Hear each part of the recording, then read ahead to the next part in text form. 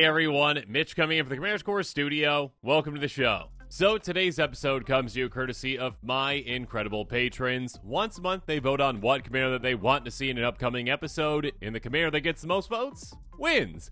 And today's commander is a very spicy one with Thromok the Insatiable. I absolutely love this pick, and there's a lot of fun and exciting things that you can do with this off-the-wall commander. A 0/0 Hellion for 5 mana in Gruul. Devour X, where X is the number of creatures devoured this way. Now, Devour isn't your typical keyword that you usually see, but this one is massive on this creature because, well, again, it is Devour X, which has a, multiplying factor because as it enters the battlefield, you can sacrifice any number of creatures, and this creature is going to enter the battlefield with X counters on it for each of those creatures. Meaning that basically we've got a multiplication table set up when we are having this enter the battlefield. If you sacrifice one creature, it's just one counter. You sacrifice 2, then it's 4, because 2 times 2, 4.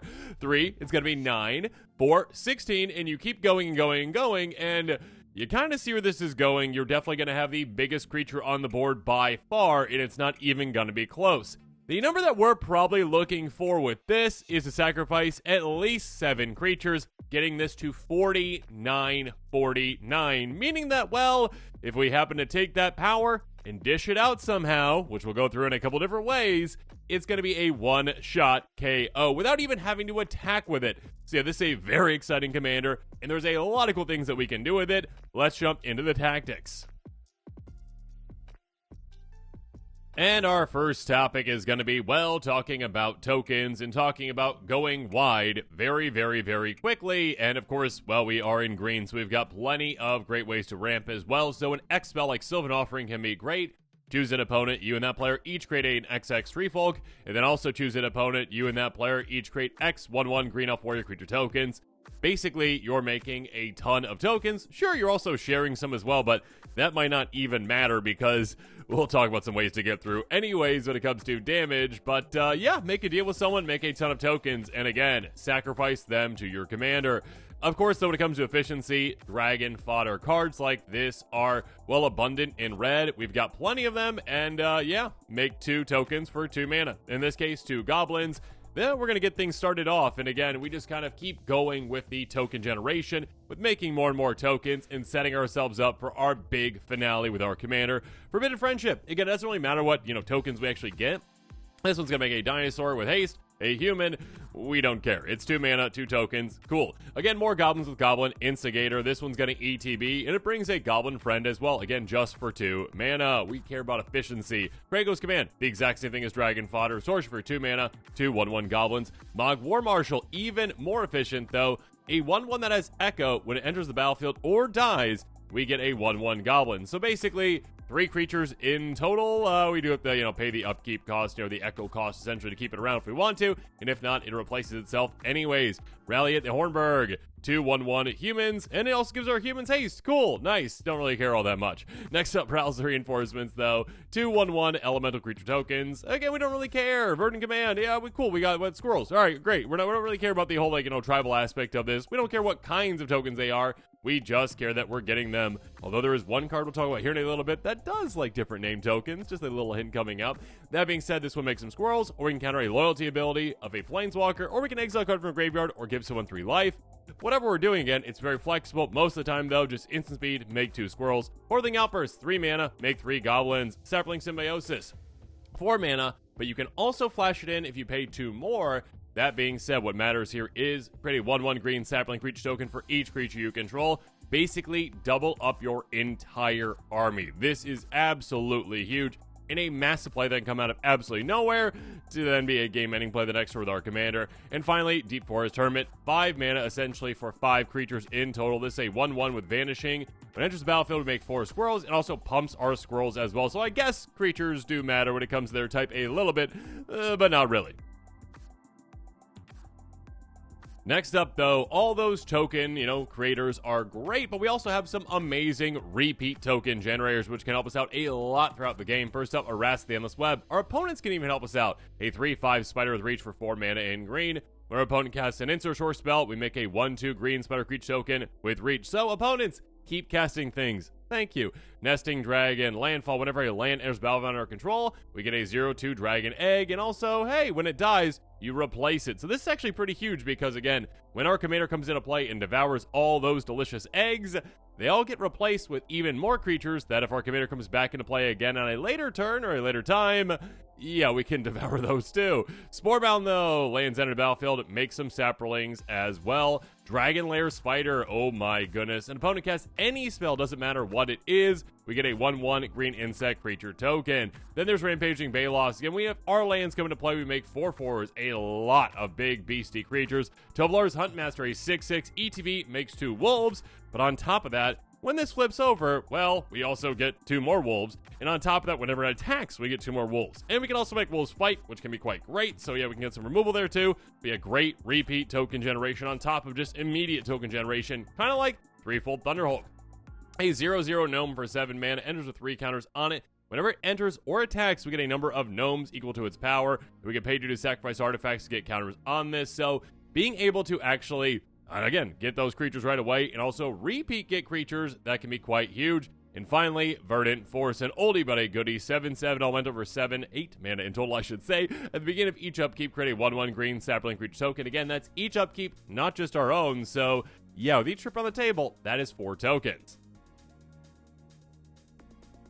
But now moving on to our next tactic. Yeah, what we're going to be doing with this deck, what we're going to do in this commander, we get our commander out. After we've got our massive army, we sacrifice again 7+ creatures, and all of a sudden, we take our commander and we chuck it at an opponent with something like Fling. I absolutely love Fling cards, and of course, Fling is the OG. Basically, sacrifice a creature at instant speed. Fling's gonna deal damage. You will sacrifice creature's power to target creature or player. Again, a one-shot KO that can be very hard to stop out of nowhere. Play your commander, sacrifice your things, sacrifice your commander, take out an opponent with well more than their life total's worth of damage. Of course, we also have other ones like Thud. Very simple, very effective, 1 mana in red. Basically the exact same thing as Fling, but this one is at sorcery speed. We also have some repeat things, though, like Mage Slayer. Put them in for 3 mana in total. Whenever a creature attacks, deals damage equal to its power to the player planeswalker it's attacking. This basically means it doesn't matter if you've got blockers up. It doesn't matter how combat's going to go. If I get this attached to my commander and I swing with it, you're just gone. You just lose the game because my commander is going through and hitting you with its immense power without you being able to stop it. We also have Soul's Fire, which does direct damage without having to lose our commander as well. Target creature control deals damage equal to its power to any target. Sure, I guess you could take out a creature or planeswalker, but more so in opponent's face. Gravitic Punch, a great repeat way to do this. We can actually do that once and then twice when we jumpstart it back out of our graveyard, which can be quite nice. Then we've got Voldaren Thrill Seeker, a 1/1 Vampire Warrior with backup 2. So basically, enters the battlefield, you get 2 counters on target creature. That's a nice additional little amount of counters for our commander, which can come in handy, obviously. That being said, if it's another creature, it gains the falling ability until end of turn. Pay 1, sacrifice this creature. Deals damage equal to its power to any target. So yeah, being able to sacrifice our commander when we want to for that 1 mana, that can be quite nice. Pyrrhic Blast, 4 mana though. We sacrifice 1 creature, dish out that Fling damage basically, and also draw a card at instant speed. And finally, Stalking Vengeance. I love this card. 5/5 Avatar with haste for 7 mana in total. Whatever creature you control dies, it deals damage equal to its power target player or planeswalker. What this one can be is, well, a way to just decimate opponents when we're just sacrificing our creatures thanks to our commander, so that can even take someone out with that. Also, again, when we fling our commander with something else, all of a sudden we are taking out 2 opponents at the exact same time with this. So yeah, Stalking Vengeance can be a powerhouse in this deck. Speaking of which, very simple, very effective in the next tactic, swing, swing. Yeah, we can also just, well, swing with our giant commander. Again, yes, we did talk about how 7 is usually the number we're going to look for when it comes to sacrificing creatures to get that power up over 40. But when it comes to actually, again, sacrificing and, swinging with our commander, well, we only need 21 commander damage, right? And if we can get a way to get our commander through and swing right away, that can be quite great. Football Critter is a great card to do that. An aura for a simple red mana, enchant land.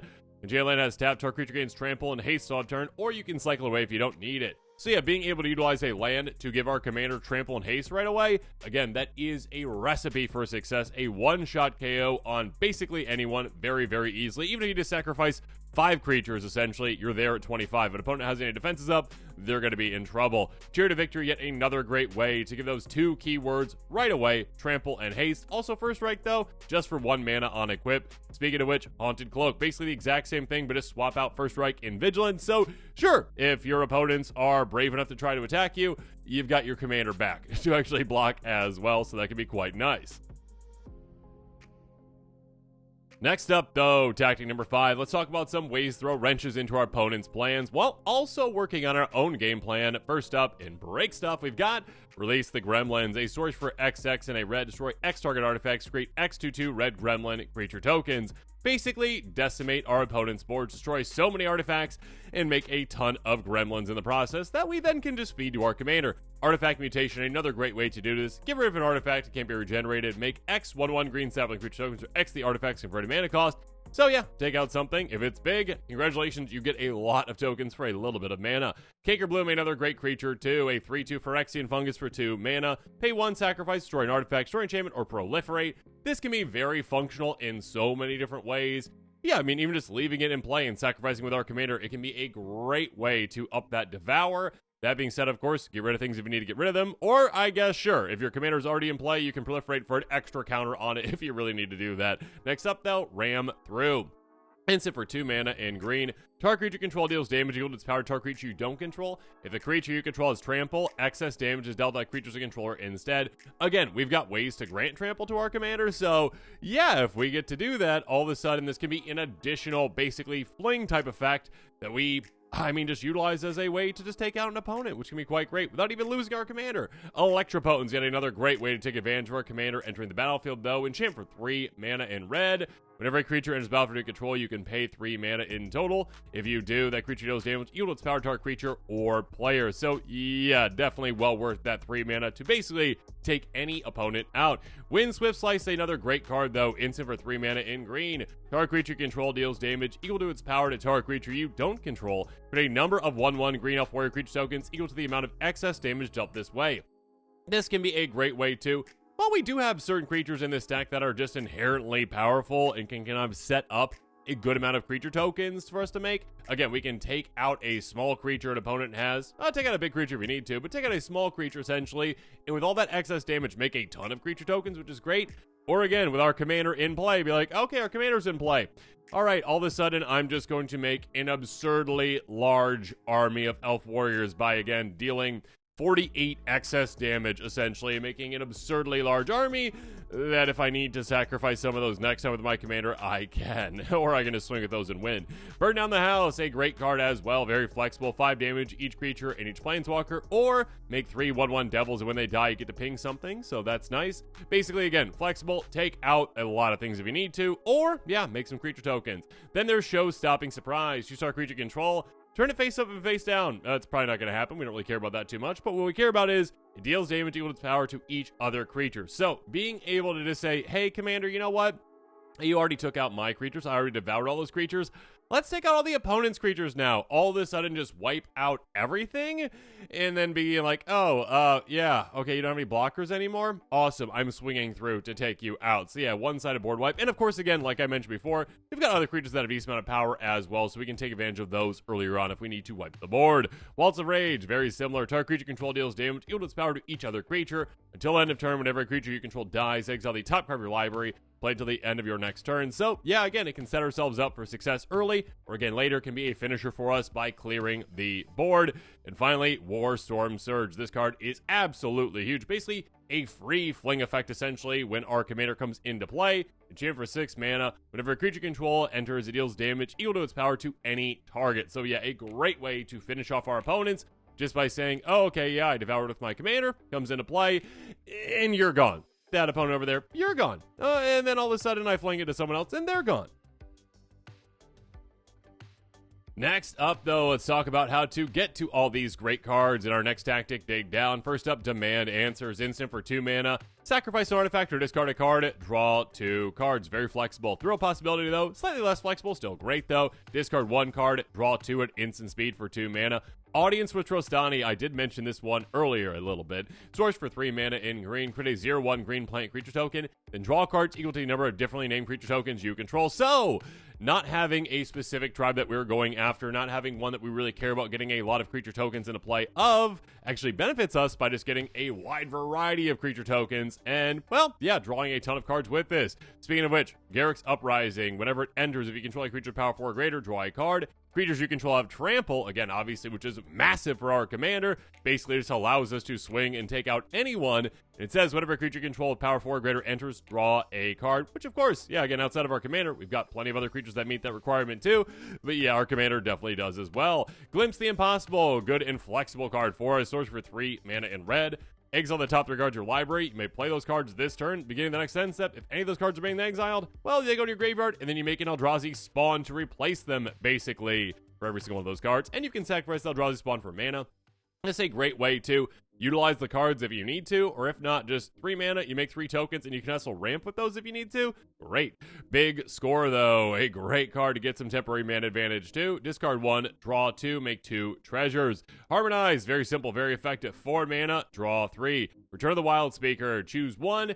Draw cards give the greatest power among non-human creatures you control. Again, our commander is not a human. If you want to go draw an absurd amount of cards, have fun with that. Or you can pump your entire team +3/+3. So this can actually be a finisher in a different way where, again, going wide is very easy with this kind of a strategy. And your opponents might not expect this out of nowhere. And all of a sudden, they are taken out just by your army of creatures. Shamanic Revelation can help your army in a different way. Draw a card for each creature you control. Also gain 4 life for each creature you control, power 4 or greater. Or going big can help you out with Rishkar's Expertise. Draw cards equal to greatest power among creatures you control, which again can be a massive amount, especially with our commander. You can cast a spell mana value 5 or less from your hand without paying its mana cost for free. Have fun with that. Plenty of great options. But now let's move on to Ramp with Ramp It Up. And first up, of course, there's Wayfarer's Bauble. Pay 2 tap, sacrifice, get a basic land. Into play, tap. Next up, the OG ramp spell, Rampant Growth. 2 mana, get a basic, into play, tap. Very simple, very effective. Edge of Autumn basically does the exact same thing if we've got 4 or fewer lands. Or later on, we can cycle it away by sacrificing a land, so it can be a great way to replace it. Sakura Tribe Elder, Steve! Sorry, Steve, we're going to get you in play and either sacrifice you to our commander or sacrifice you for basically a Rampant Growth type effect. Then there's Twitching Doll, though, a great mana dork for this deck. A 2/2 Spider Toy for 2 mana. Taps for 1 mana of any color, we get a twitching counter on it, or should I say nesting counter, it's just a creepy doll. Anyways, tap, sacrifice it, and you make a 2/2 green spider creature token with reach for each token, each counter that was on it. So yeah, you can make an absurd amount of tokens with this. Only at sorcery speed though, but basically a way to build up an army all on 1 mana dork. Then there's Clifftop Lookout, yet another creature that can help us out, a 1/2 Frog Scout with reach. ETBs real at the top into a land. That goes on the battlefield tap. The rest of the bottom library in a random order. Basically, yeah, a creature that we can ramp with. And also, again, sacrifice to our commander when we want to. Farhaven Elf, basically, very similar. Enters the battlefield, go get that basic into play tap. Then Shuffle, Springwhelm Druid. Enters the battlefield, sacrifice 1, get 2 basics into play, tap, basically a Roiling Regrowth. Then there's Cultivate, of course, very simple, very effective. 2 basics, 1 goes into play tap, 1 goes into our hand. And finally, Bright Cap Badger. This is a fantastic card in this deck. A 3/4 Badger Druid for 3 mana and a green. Each fungus and sapling you control can tap for a green, so that can be a great way to ramp. At the beginning of your end step, you make a 1/1 green sapling creature token. It's also got an adventure to make 2 saplings too, so very flexible, and also can make us a lot of mana throughout the game. Moving on, though, quickly, let's go through some great lands for this deck. First up, Colony Garden. Enter the battlefield, tap, makes a 0/1 plant, and taps for a green. A great, just free way to make a creature token. Kesting Wolf Run, a great way to give our commander trample. We can also pump it +X+0, but mostly we just really care about that trample. Carekeep, a great repeatable way to make some kobolds. We can just pay 2 mana in total and tap, make a kobold. So fill the board with some creatures. Rogue's Passage, very simple, very effective. Make a creature unblockable for paying 4 and tapping this. Stump Stomp, a great way to take something out. Target creature control deals damage equal to its power. Target creature, Planeswalker, you don't control. And the backside is an MDFC that can tap for either of our colors. And then we got Tangled Florahedron, a great mana dork for us that is also an MDFC. So if you need the land, enters battlefield, tap, taps for a green. If you don't, cool, you can play it as a mana dork, and it taps for a green as well on the front. Bridgeworks Battle, this one's a fantastic one too. +2/+2 to one of our creatures, fights up to 1 target creature we don't control. The backside again is a land that, well, taps for a green.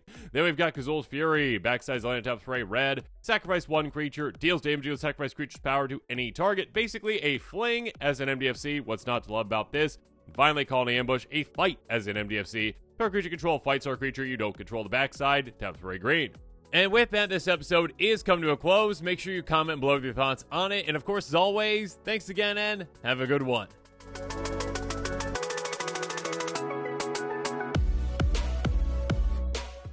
This show and episodes like this one are possible thanks to viewers like you. If you're looking for an easy way to help support this show, make sure that you like, share, and subscribe. Also, hit that bell notification icon so you don't miss any new episodes. You can also go check out our playmats and other merchandise at thecommandersquarters.com. Another easy way to support this show is with our TCG player affiliate links. So whether you're buying a deck or individual cards, you can use this general link right here or one in the description. And the final way that you can support this show is by supporting us directly by becoming a patron. There are many benefits to being a patron, and I truly couldn't do this without all of their support.